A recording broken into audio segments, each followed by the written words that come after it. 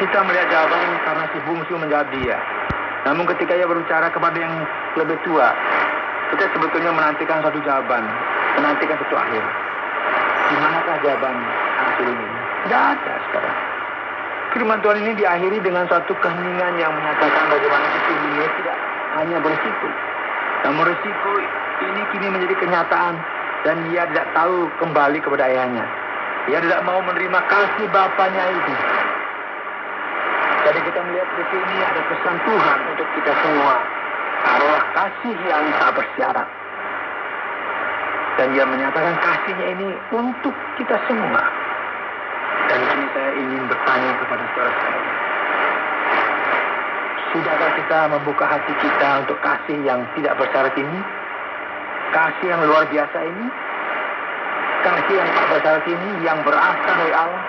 Supaya melalui realita yang nyata ini, kita tidak meresikokan kehidupan kita.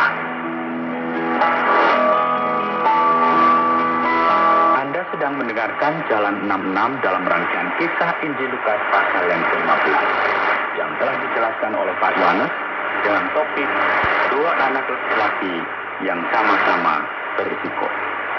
Jadi, pendengar sekalian, setelah kita mendengarkan penjelasan ini, mengapa kita perlu bertanya?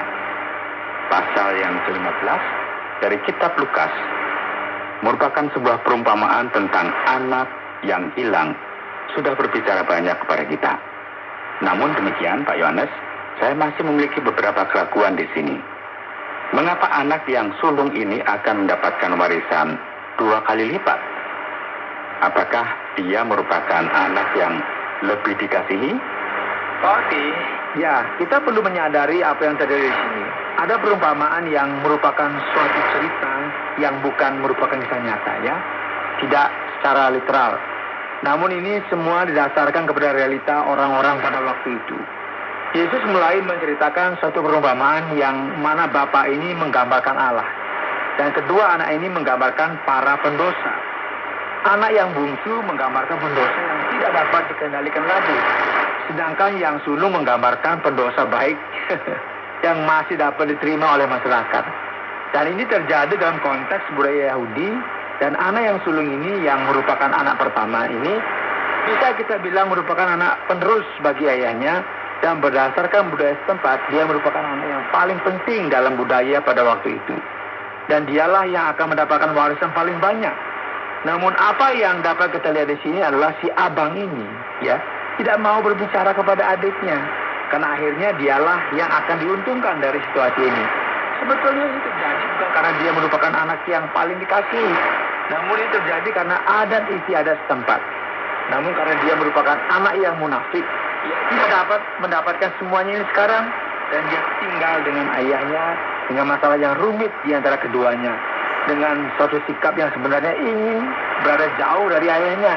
Dan inilah yang sering terjadi pada umat manusia. Karena kita semua ingin jauh dari Allah. Nah, yang berikut Pak Yohanes, mari kita coba berbicara tentang anak yang satunya. Dia menghabiskan segala kepunyaannya dengan sesuatu yang berfoya-foya, liar, dan tidak bertanggung jawab. Begitu kan Pak Yohanes? Menarik sekali apa yang Pak Oki katakan tadi. Karena dalam cerita ini, perumpamaan ini merupakan salah satu perumpamaan yang terkenal dalam tradisi Alkitab. Dan banyak orang telah menafsirkan perumpamaan ini tanpa suatu kecocokan dengan realita dari teks aslinya. Beberapa terjemahan membuat kita beranggapan bahwa si anak ini melakukan apa? Dia melakukan pencapora, menghabiskan uangnya dengan pergaulan bebas dan pelacur. Namun istilah yang dipakai dalam bahasa Yunani tidak berarti hal-hal tersebut. Nah, penting sekali untuk kita memperhatikan hal ini karena ketika anak sulung tersebut datang dan melayangkan tuduhannya, secara jelas dia berkata, lihatlah anakmu itu yang telah menghabiskan semua uangnya dengan para pelacur. Namun ini tidak benar. Jadi sebenarnya apa yang dia lakukan? Dia menghabiskan uangnya ini dengan tidak bertanggung jawab.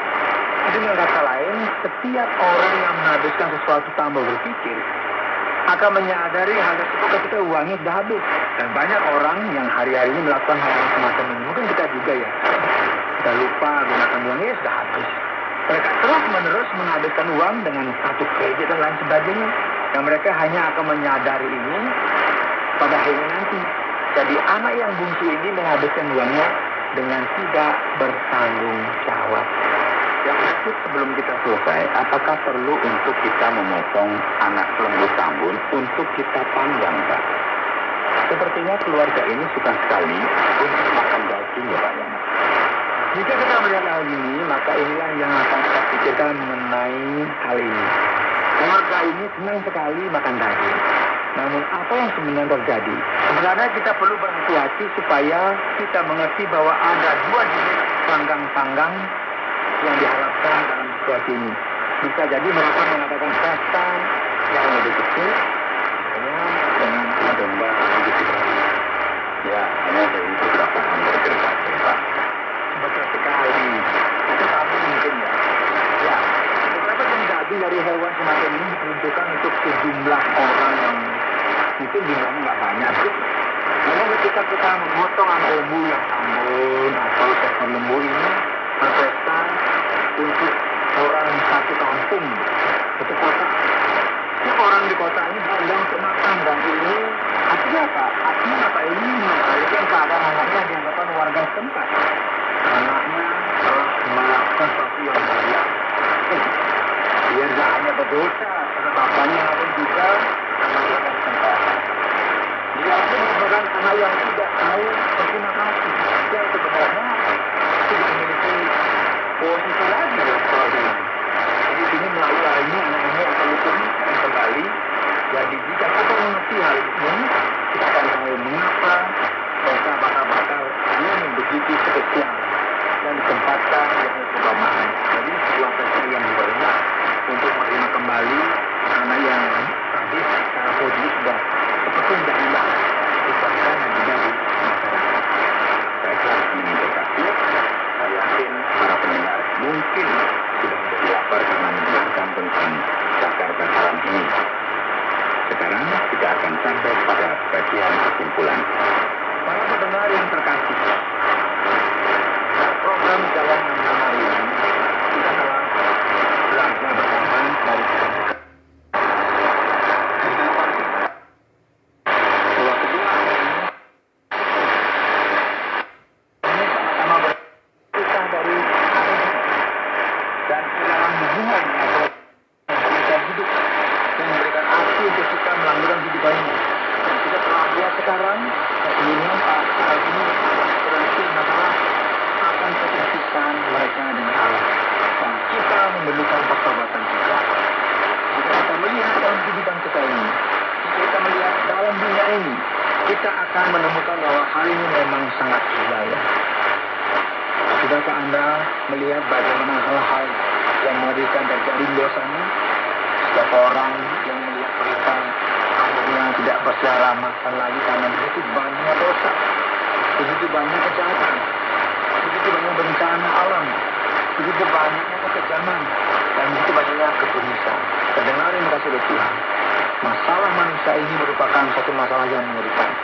Namun kita harus menyadari bahwa dalam Lukas 15 ini, satu-satunya cara untuk memulihkan keadaan adalah dengan menerima kasih yang tidak bersyarat dari Allah.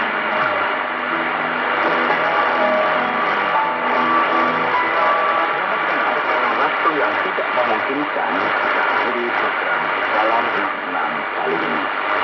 Apakah saudara ingin mengetahui lebih mengenai kehidupan dan pengajaran Yesus?